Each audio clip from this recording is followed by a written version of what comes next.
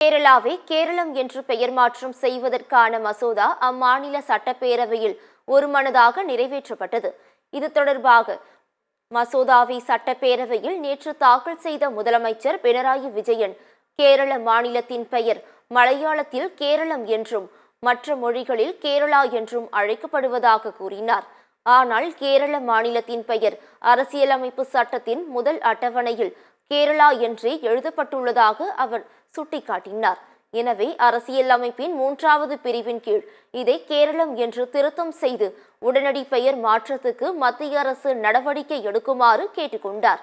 இதையடுத்து அரசியலமைப்பின் 8வது அட்டவணையில் குறிப்பிடப்பட்டுள்ள அனைத்து மொழிகளிலும் மாநிலத்தின் பெயரை கேரளம் என இடம்பெற செய்ய வேண்டும் என்ற தீர்மானம் ஒருமனதாக நிறைவேறியது.